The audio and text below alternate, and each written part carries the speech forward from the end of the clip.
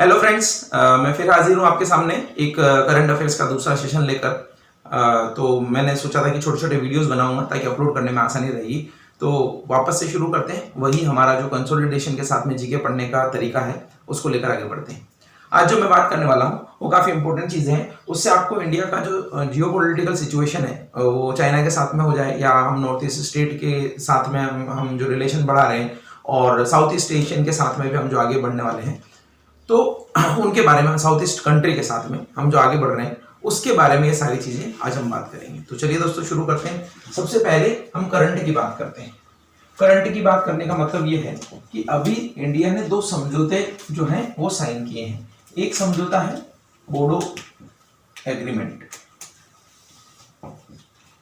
बोडो समझौता, बोडो समझौता, ठीक है। तो इसके बारे में जानते हैं। सबसे पहले तो ये कि ये बोडो समझौता तीन पक्षकारों के बीच हुआ है। इसमें एक पक्षकार है असम, एक पक्षकार है भारत सरकार और एक पक्षकार है बोडो आंदोलन के कई सारे गुट, करीब 9 गुट है उसमें, जो वार्ता के टेबल पर आए हैं और उन्होंने समझौता किया है। आपको ये समझना पड़ेगा कि ये बोडो समझौता या ये बोडो आंदोलन क्या है। तो आप ये देखिएगा कि आपका क्वेश्चन जो करंट से रिलेटेड आएगा वो ये आएगा कि बोडो समझौता और ये बोडो आंदोलन किस राज्य में है। तो ये एक तो सबसे पहले तो असम से संबंधित है, असम से रिलेटेड है। और ये बोडो आंदोलन जो है असम से एक अलग राज्य की मांग करता है और ये अलग राज्य सेपरेट स्टेट की मांग करता है। ये कि हमारे लिए एक अलग सेपरेट स्टेट हो, उसका नाम हो बोडोलैंड। तो अलग सेपरेट स्टेट की मांग कर रहा था और कई सालों से आंदोलन चल रहा था। 1972 से बोडो मूवमेंट जो है वहां पर है, यानी कई सारे गुट बन गए, उन्होंने हिंसा के रास्ते भी अपनाए, पुलिस वालों को कार्रवाई करनी पड़ी। तो ये बोडो मूवमेंट 1972 से चल रहा था और करीब 5 दशक पुराने इस पर अब एक समझौता हुआ है जिससे उन्होंने ये सेपरेट स्टेट यानी अलग पृथक राज्य की मांग को छोड़ दिया है। अब वो बोडोलैंड की मांग नहीं करेंगे, उसके बदले में सरकार ने उनको कुछ फैसिलिटीज वगैरह दी हैं। जैसे जितने भी लोग मारे गए हैं बोडो आंदोलन के टाइम उनको 5 लाख जुर्माना दिया जाएगा। और वहां पर एक बीटीसी है, बीटीसी का मतलब होता है Bodoland, Bodoland territorial council, territorial council. तो देखिए वहां पर कुछ हिस्से जो हैं वो बोडो लोग जो रहते हैं उनके रहवासी इलाके हैं जहां पर कुछ स्वायत्तता उन्हें दी गई है अपने कार्य में और थोड़ी राजनीतिक स्वायत्ता भी दी गई है।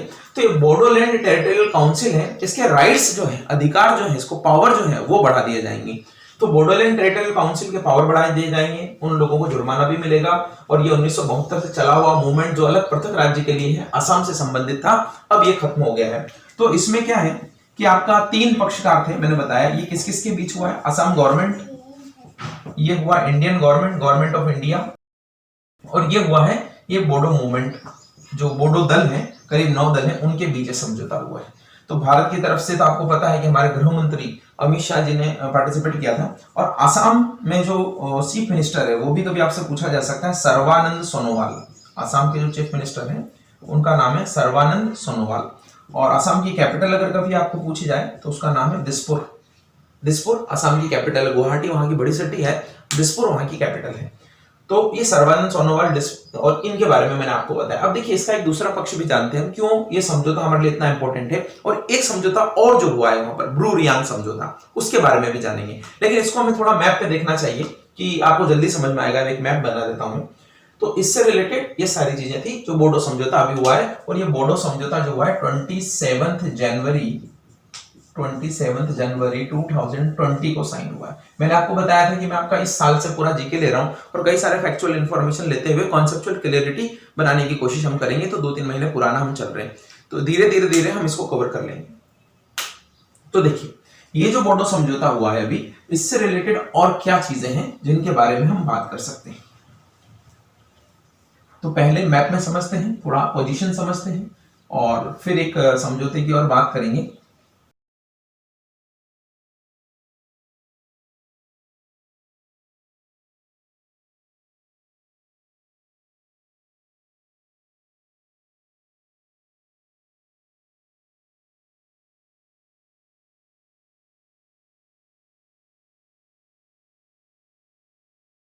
ये इंडिया का मैप है और यहां पर मैं बात कर रहा हूं कि ये जो है ये असम स्टेट है, ये असम है। यहां पे आप अरुणाचल प्रदेश ले लीजिए, यहां पर नागालैंड ले लीजिए, यहां पर आप जो है मणिपुर, यहां पर मिजोरम, यहां पर त्रिपुरा और यहां पर मेघालय,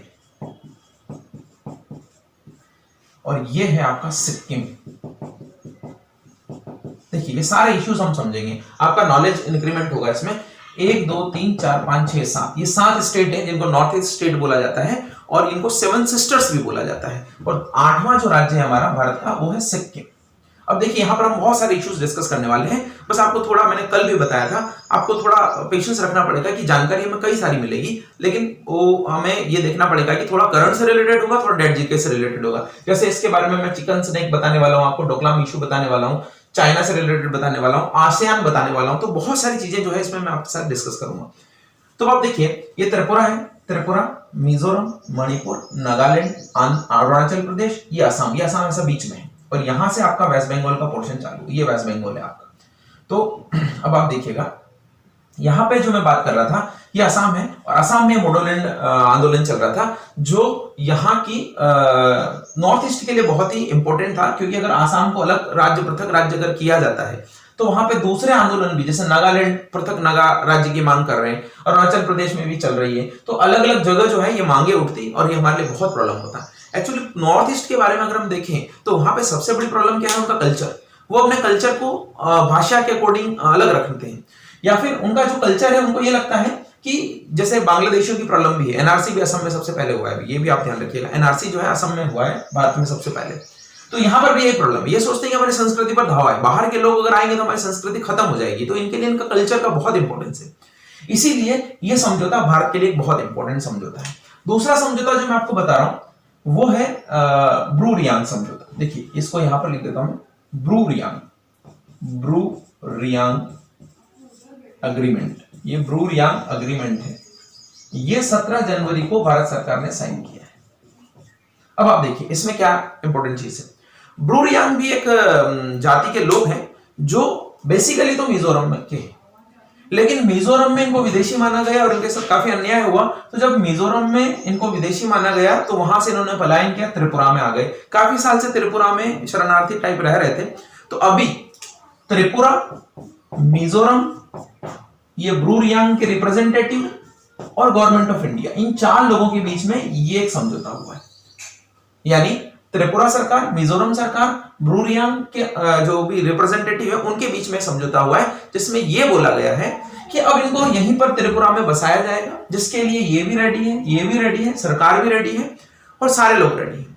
तो करीब 5-7 हजार परिवार हैं, 30,000 लोग हैं, उनको यहां पर बसाया जाएगा और इनको फैसिलिटीज भी दी जाएगी, जैसे इनको 4-4 लाख की एफडी दी जाएगी, 40/30 का एक प्लॉट दिया जाएगा, 2 साल तक राशन फ्री दिया जाएगा, ये कई सारी चीजें, इनको 5,000 महीने का खर्चा इनको दिया जाएगा, ताकि ये इनके साथ अन्याय नहीं हो। मानवीय जो है इनके साथ खराब हुआ है, भारत के निवासी है ये, तो इनके साथ में यहां पर बसाकर ये चीजें की जाएगी। तो आप देखिए आसाम में भी शांति हो गई, त्रिपुरा में शांति हो गई, मिजोरम में शांति हो गई, अरुणाचल प्रदेश में तो वैसे ही है ऑलरेडी, बस कुछ ही स्टेट्स में, मेघालय तो वैसे ही शांत है, तो कुछ ही स्टेट्स यहां पर बचे हैं जहां पे दिक्कतें हैं, बस बाकी सारी चीजें यहां पर ठीक है।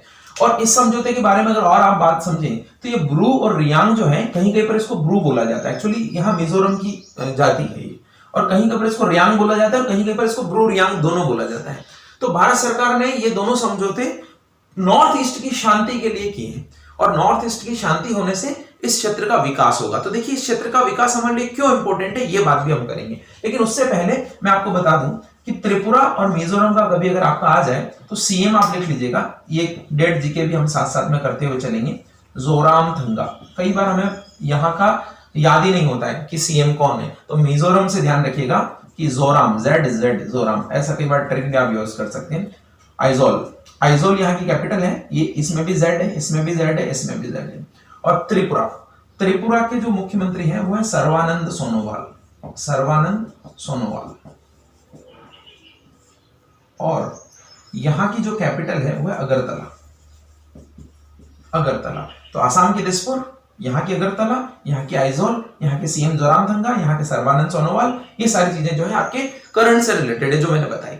अब हम इसका देखिए टेक्निकल एस्पेक्ट देखते हैं। टेक्निकल एस्पेक्ट का मतलब भारत सरकार ऐसा क्यों कर रही है कि यहाँ पे ये समझौते को इतना इंपोर्टेंस दे रही है। तो आपको थोड़ा हमें जानना होगा, यहाँ पे कई सारे डेवलपमेंट जो की हैं उनके बारे में जानना होगा, और उनका फिर क्या पर्पस था उसके बारे में मैं आपको बताता हूं। तो ये बहुत सारी चीजें आपकी क्लियर होंगी। देखिए क्या क्या यहाँ पर डेवलपमेंट किए भारत सरकार ने, और स्पेसिफिकली जो ये बीजेपी की गवर्नमेंट आई है 2014 में, उसके बाद यहाँ पर क्या क्या डेवलपमेंट किए हैं उसके बारे में मैं बात करते हैं। तो देखिए यहाँ पर क्या क्या डेवलपमेंट्स किए गए हैं, ये मैं मैप वापस बना दूंगा। सबसे पहले तो आप ये देखिएगा कि ये जो भी नॉर्थ ईस्ट स्टेट्स बनाए इन्होंने, यहां पर एक तो मणिपुर है, मणिपुर में इन्होंने स्पोर्ट्स यूनिवर्सिटी बनाई, मणिपुर में स्पोर्ट्स यूनिवर्सिटी बनाई। एक्चुअली क्या है, ये जो एरिया नॉर्थ ईस्ट का माना जाता है वो काफी कटा हुआ एरिया माना जाता है, और वहां पे इंफ्रास्ट्रक्चर डेवलपमेंट की इनकी पॉलिसी है। वो क्यों पॉलिसी है हम धीरे धीरे जान रहे हैं उसको, आप समझिएगा, बने रहिएगा साथ में, थोड़ा क्रिटिकल होगा लेकिन आप समझिएगा। क्योंकि यहाँ पे नॉर्थ ईस्ट में ऐसा बोला जाता है कि अगर नॉर्थ ईस्ट का कोई बंदा जा रहा है, दिल्ली जा रहा है, तो वो ऐसा बोलेगा कि मैं इंडिया जा रहा हूँ। थोड़ा हमारे बीच में डिफरेंसेस है, और कई सारे लोग जो इनको गलत गलत अपशब्दों से इनको बुलाते हैं, और कई सारे जैसे चिंकी वगैरह शब्द यूज करते हैं, और अभी आपको खबरें आई थी अखबारों में कि इनको कोरोना तक कहा जा रहा है, तो ये बहुत गलत है, और ये हमसे वैसे कटे हुए हैं। दूसरा, चाइना हमारा एक पड़ोसी देश है जो अरुणाचल प्रदेश पर बहुत सारे भाग पर हमारा उसका अधिकार जमाता है। तो उन दोनों स्थितियों में हमें यह था कि भारत के साथ में ये जो हमारा नॉर्थ ईस्ट का इलाका है इसको अच्छी तरीके से जोड़ा जाए, और अच्छी तरीके से जोड़ने के लिए वहां पर कल्चरल एडवांसमेंट हो, वहां पे हमारा कल्चर और उनका कल्चर एक तरीके से अच्छा मिले। दूसरा, वहां पर डेवलपमेंट्स भी हों, और वो डेवलपमेंट्स का फिर हम बेनिफिट भी ले सकते हैं। तो वो क्या बेनिफिट है मैं इस वीडियो में बताऊंगा एक बार, और मैप बना के अभी आप देखते रहिएगा कि हमने यहाँ पर क्या क्या डेवलपमेंट किए। जैसे मणिपुर में हमने स्पोर्ट्स यूनिवर्सिटी बनाई, और भारत की पहली स्पोर्ट्स यूनिवर्सिटी जो मणिपुर में बनी है। दूसरा, एक आपने पुल का नाम सुना होगा, ढोला सादिया ब्रिज, और इसका नाम जो है बदल दिया है, इसका नाम भूपेन हजारिका ब्रिज कर दिया है, जिनको भारत रत्न भी दिया गया था, हजारिका ब्रिज। ये भूपेन हजारिका ब्रिज बदल दिया है। तो ये भारत का सबसे बड़ा ब्रिज है, ये भारत का सबसे लॉन्गेस्ट ब्रिज है जो ब्रह्मपुत्र नदी पर बनाया गया है, और ये आसाम और अरुणाचल प्रदेश को जोड़ता है। तो अरुणाचल प्रदेश में अगर हमें कहीं पर भी सैनिक साजो सामान लेके जाना है तो ये भूपेन हजारिका ब्रिज से हम ले जा सकते हैं। तो 9.15 किलोमीटर का ये ब्रिज है, और ये भारत का सबसे लंबा ब्रिज है। ठीक है, इसके बाद में हमने एक और नाम सुना था, बोगीबिल ब्रिज जो है ये भी आसाम में बनाया गया है, और ये जो है रेल और रोड ब्रिज एक साथ है, रेल एंड रोड ब्रिज है, और ये 4.9 अराउंड 4.9 या 4.6 किलोमीटर है, 4.5 पौने 5 किलोमीटर है। और ये ब्रिज जो है सबसे लंबा रेल ब्रिज है भारत में। तो रेल और रोड ब्रिज बनाया हमने, काफी सारा इंफ्रास्ट्रक्चर डेवलपमेंट के लिए किया। तो बोगीबिल आ सकता है, ये भी आसाम में है, और ये जो है आसाम और अरुणाचल प्रदेश को जोड़ता है, आसाम टू अरुणाचल प्रदेश को जोड़ता है। इसके अलावा देखिए हमने वहां पर और क्या क्या डेवलपमेंट की है। तो वहां पर हम एक ट्यूरिल हाइड्रो प्रोजेक्ट हमने किया है, ट्यूरिल हाइड्रो प्रोजेक्ट। ये कभी कभी आपके बैंकिंग के एग्जाम, एसएससी के एग्जाम में आ जाता है कि ये प्रोजेक्ट कहां पर है, तो हम बहुत सारे याद करने की बजाय हम जो इंपॉर्टेंट है वो देख रहे हैं। तो ट्यूरिल हाइड्रो प्रोजेक्ट जो है ये भी यहां पर नॉर्थ ईस्ट में किया जा रहा है, और ये 60 मेगावाट की कैपेसिटी का होगा, सोनांग रिवर पर होगा ये। तो ट्यूरिल हाइड्रो पावर प्रोजेक्ट है। इसके बाद में आपने मैरीकॉम का नाम सुना होगा, तो मैरीकॉम को हमने राज्यसभा का सदस्य बनाया है। आपने किरण रिजिजू जी का नाम सुना होगा, किरण रिजिजू जो हमारे स्टेट मिनिस्टर है फॉर यूथ।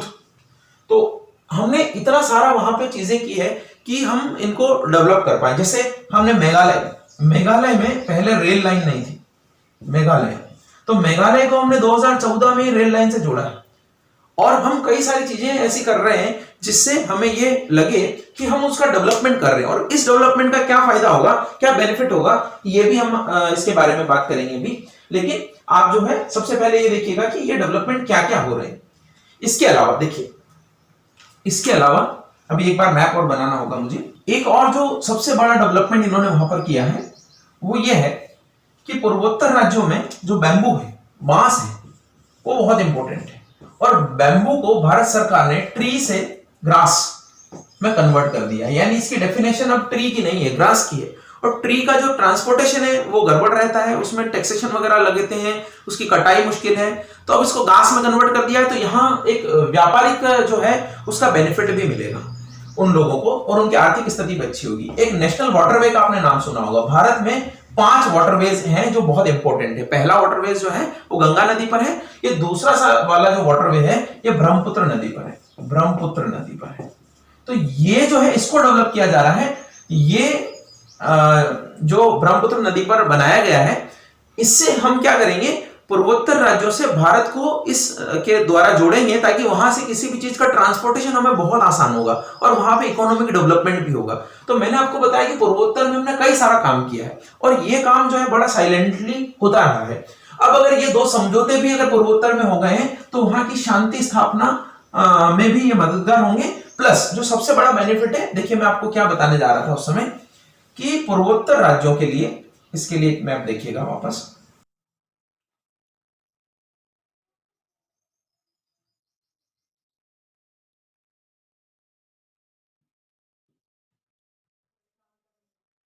देखिएगा पूर्वोत्तर राज्यों में जो हम बात कर रहे हैं, 2 चीजें इंपॉर्टेंट है। ये अरुणाचल प्रदेश है, सबसे पहले तो यहां पर चाइना है, यहां पर भूटान है, और यहां पर नेपाल है, और ये हमारा सिक्किम है, सिक्किम।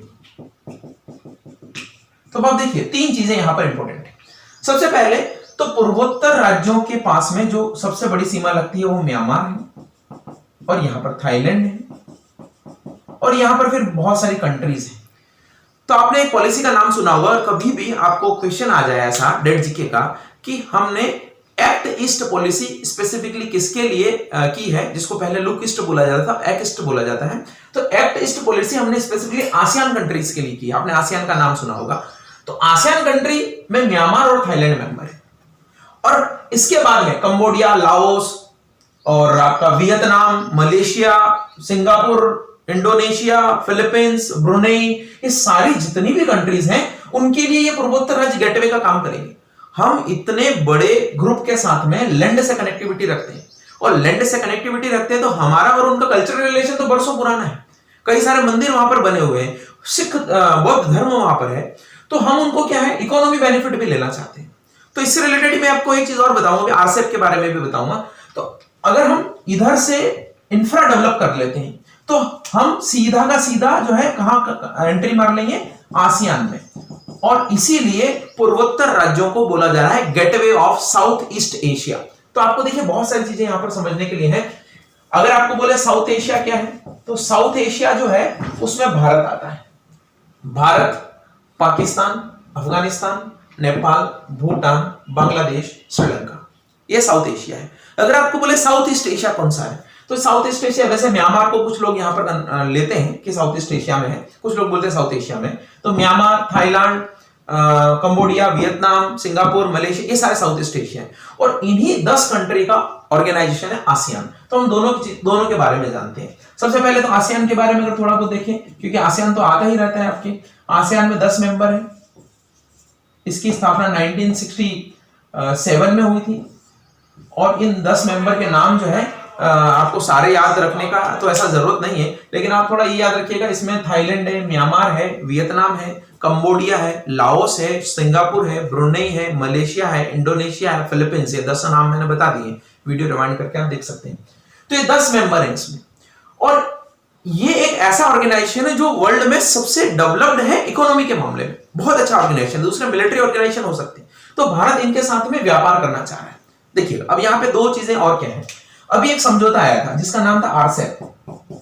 इस आरसेप में 16 लोग थे, 16 कंट्रीज थे, और इन 16 कंट्रीज में से 10 कंट्री तो यही है। कौन सी वाली 10 कंट्री कौन सी वाली है, जो आसियान वाली है, और 6 कंट्री और है इसमें। 10 कंट्री तो आसियान वाली है, 6 कंट्री और है, जिसमें से एक इंडिया भी है।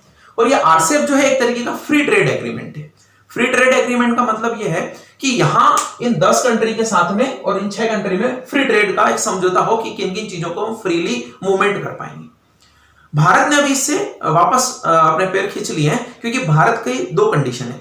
एक तो ये कि दो प्रॉब्लम है, एक तो ये कि यहाँ पे जो एग्रीकल्चर है वो भारत में है उतना डेवलप नहीं है, और यहाँ के अगर एग्रीकल्चर प्रोडक्ट्स भारत में आने लग गए तो भारत के किसानों के लिए बड़ी मुसीबत हो जाएगी। दूसरा, इसमें एक न्यूजीलैंड भी शामिल है, और न्यूजीलैंड डेयरी प्रोडक्ट के मामले में बहुत बड़ी कंट्री है, बहुत बड़ा एक्सपोर्टर है। तो अगर वो आ गया तो भारत में और भी प्रॉब्लम हो जाएगी। तो भारत ने अभी इसके लिए रोका है कि हमारे लिए इकोनॉमिक बेनिफिट नहीं है। आपके एग्जाम के लिए इंपॉर्टेंट क्या है, इसका फुल फॉर्म। तो इसका फुल फॉर्म यह जगह नहीं, आप मैं बोल देता हूं, लिख लीजिएगा। इसका फुल फॉर्म है regional comprehensive economic partnership. Regional comprehensive economic partnership, ये इसका पूरा नाम है जो आपका आ सकता है। कितने मेंबर थे इसमें, वो 16 है, वो आ सकता है। अगर आप इन 6 का नाम जानना चाहें तो भी मैं बता देता हूं। एक इंडिया है, एक चाइना है, India, China, New Zealand plus Australia और साउथ कोरिया और जापान, ये 6 कंट्रीज हैं इसमें। South Korea, Japan, New Zealand, Australia, India, China. तो ये 16 कंट्री का आरसेप बनने वाला था, जिसको भारत ने अभी मना किया, लेटेस्ट करंट की न्यूज में आपको बता रहा हूं। ठीक है, ये आपका आ सकता है। फिर आसियान की इंपॉर्टेंस आप ऐसे भी समझ सकते हैं कि इन्हीं 10 कंट्री को हमने भारत के जो मोदी जी ने शपथ ली थी उसके बाद में 10 लोगों को एक साथ हमने शपथ ग्रहण समारोह में बुलाया था। तो आसियान में फिर इसके बाद में देखिए एक और चीज क्या है, हम आसियान को इतना इंपॉर्टेंस क्यों दे रहे हैं, एक और चीज समझिएगा। इससे हम आसियान को इतना इंपॉर्टेंस इसलिए दे रहे हैं क्योंकि हमें चाइना को बैलेंस करना है। चाइना को कैसे बैलेंस करना है आप समझिएगा।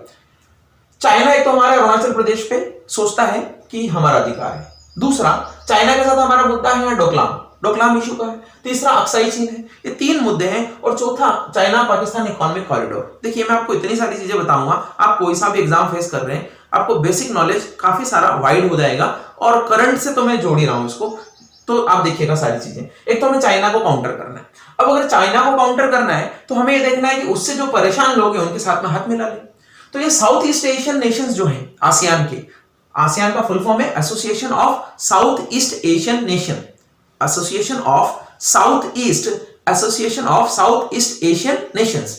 तो ये आसियान के जितने भी मेंबर है चाइना से परेशान है, ऊपर चाइना है, और चाइना का यहां पे एक समुद्र है जिसको हम बोलते हैं साउथ ईस्ट चाइना सी। तो ये साउथ चाइना सी जो है, इस साउथ चाइना सी पे चाइना अपना अधिकार रखता है, और ये लोग भी सोचते हैं कि ये हमारे लिए भी है। तो इनकी भी बाउंड्री उस सी से मिलती है, चाइना की भी मिलती है। तो ये चाइना हमेशा इनको डराता धमकाता रहता है। अभी एक करंट न्यूज है जिसमें वियतनाम की कुछ नावें जो है चाइना ने डुबो दी थी। तो ये एक बड़ा मुद्दा है जिसके कारण भारत जो है इनके साथ में ज्यादा रिलेशन बना रहा है, ताकि क्या कर पाए, वो चाइना को काउंटर कर पाए। नंबर 1। दूसरा, आपने सुना होगा कि ये जो भूटान वाला हिस्सा, ये हमारा सिक्किम स्टेट है, ये भूटान है, तो यहां पर चाइना भी है, चाइना का भी बाउंड्री लगता है, हमारा सिक्किम का भी बाउंड्री लगता है, और भूटान का भी बाउंड्री लगता है। यहां पर है डोकलाम इशू। डोकलाम क्या है, एक जगह है जो ट्राई जंक्शन है, 3 कंट्री वहां पर मिलती है, एक इंडिया है, एक चाइना है, एक भूटान है। अब आप देखिए, ये डोकलाम इशू अभी बढ़ गया था, यानी चाइना ने यहाँ पर अपने मिलिट्री बेस बनाना शुरू कर दिए थे, या कैंप बनाना शुरू कर दिए थे। तो उससे क्या हुआ, भूटान को आपत्ति हुई, और भूटान के साथ हमारा एक समझौता है, वो हमारा मित्र राष्ट्र है, कि अगर उसको कोई जरूरत है रक्षा के क्षेत्र में तो हम देंगे। तो भूटान ने जब हमसे आग्रह किया तो इंडिया भी इस मुद्दे में आया, और चाइना के साथ में अभी उन्होंने फॉर्मल एग्रीमेंट हो गया, इनफॉर्मल एग्रीमेंट हो गया, वहां से सेनाएं पीछे हट गई थी। तो इंडिया क्यों इतना इंटरेस्टेड हुआ भूटान के मामले में, क्योंकि देखिए अगर चाइनीज आर्मी यहां आ गई तो भारत का जो ये छोटा सा रास्ता है ये कभी भी बंद हो सकेगा। इस छोटे से रास्ते को बोला जाता है सिलीगुड़ी कॉरिडोर। आपने सुना होगा, इसको एक और नाम दिया जाता है, जो अभी जो है, जब सीएए पे प्रोटेस्ट हो रहा था तो काफी इंपॉर्टेंट नाम उछला था उसमें, और कई लोगों ने बोला था कि इसको हम ब्लॉक कर देते हैं, 5 लाख लोग यहां पर रुक जाएंगे तो ये सारा कट जाएगा। तो ये सिलीगुड़ी कॉरिडोर को, या चिकन स्नैक इसको बोला जाता है, ये जो है कहीं कहीं पर 22 या 27 किलोमीटर लंबा ही है। यानी कि ये छोटा सा पास है, छोटा सा रास्ता है, जहां जो वेस्ट बंगाल स्टेट में जाता है। यहां पर हाईवे जो है, नेशनल हाईवे 27 निकलता है। ये भी आपका जीके के हो सकती है। ये नेशनल हाईवे पोरबंदर से लगाकर सिलचर तक जाता है। तो ये पोरबंदर से सिलचर तक ये हाईवे का नंबर है 27, और ये 27 नंबर हाईवे इस छोटी सी जगह से जाता है, तो इसको चिकन स्नैक या सिलीगुड़ी कॉरिडोर बोला जाता है। तो चाइना अगर यहां पर प्रेजेंस करेगा तो कभी भी किसी भी समय भारत के लिए खतरा हो सकता है, अगर उसने यहां पर अधिकार कर लिया। 1962 के चाइनीज वॉर में भी चाइना ने यहां पर बहुत एडवांस कर लिया था, और यहां तक आ गए थे उनकी सेनाएं। तो भारत के लिए एक डिफेंस खतरा है। तो ये मुद्दा चाइना के साथ में हमारा दिक्कत करता है, तो हम इसको यहां से बैलेंस कर रहे हैं। दूसरा अक्साई चीन तो चाइना ने हमारे साथ में ले ही रखा है इतना पोर्शन। आपको ये पता होगा ये पीओके। तो चाइना देखिए एक चीज और कर रहा है। चाइना क्या कर रहा है, ये चाइना है, ये अफगानिस्तान की थोड़ी सी सीमा लगती है और ये पाकिस्तान है यहां पर, और ये पाकिस्तान पीओके है। तो चाइना क्या कर रहा है, यहां काशगर एक जगह है, काशगर से पीओके में होते हुए एक रोड बना रहा है। इस रोड का नाम है सीपीईसी, और ये रोड जाती है ग्वादर पोर्ट तक। ये ग्वादर पोर्ट पूरा चाइना ने डेवलप किया है, पर बिलियन मिलियन इन्वेस्ट किया है चाइना ने। और ये काशगर से ग्वादर तक का जो रास्ता है उसको बोलते हैं China Pakistan economic corridor, China Pakistan economic corridor. तो अब देखिए भारत को इससे क्या प्रॉब्लम है, एक्चुअली भारत की जमीन से ऊपर जा रहा है, पाकिस्तान ने जो जमीन हटा रखी है, और इस कॉरिडोर से अगर जाएगा तो भारत को आपत्ति है। तो चाइना की जो ये योजना है इसका भारत विरोध करता है, और इस विरोध का जवाब देने के लिए भी हमारे लिए आसियान बहुत इंपॉर्टेंट हो जाता है। तो ये दो समझौते जो मैंने बताए वो करंट की न्यूज है, लेकिन उसका इंपैक्ट अगर देखें, जियोपॉलिटिकल सिचुएशन आप देखें तो बहुत इंपॉर्टेंस की है। दूसरा देखिए, ये जो रोड बनाया जा रहा है यहां काशगर से ग्वादर वाला, ये पीओके से होकर जाता है। तो चाइना इस रोड को एक योजना के तहत बना रहा है, वो भी आपका करंट का क्वेश्चन बन सकता है। उस योजना का नाम है OBOR, one belt one road, या फिर इसको भी एक नया नाम दिया है BRI, belt and road initiative. इसके तहत चाइना क्या कर रहा है, जो भी डेवलप्ड कंट्रीज हैं या डेवलपिंग कंट्रीज हैं उनमें ऐसे रोड्स बना रहा है अपना पैसा इन्वेस्ट करके, ताकि उसको बेनिफिट मिले। उसका जो एक्सपोर्ट कंट्री है एक्चुअली, तो वो कई देशों में माल रास्तों में कटौती करके ले जा सके, दूसरे देशों में उसको एक्सेस मिल जाए। अब आप देखिए, चाइना को अगर यहां अफ्रीका में आना है, ये अफ्रीका कॉन्टिनेंट समझ लीजिए, तो अफ्रीका में अगर आना है चाइना को, और अगर ये रोड ना हो तो चाइना को ऐसे आना पड़ेगा, यहां श्रीलंका होके ऐसे आना पड़ेगा, और इसमें जितना उसका एक्सपेंसेस होगा वो सारा एक्सपेंसेस बच जाएगा, इस रोड उससे रोड बन जाएगा।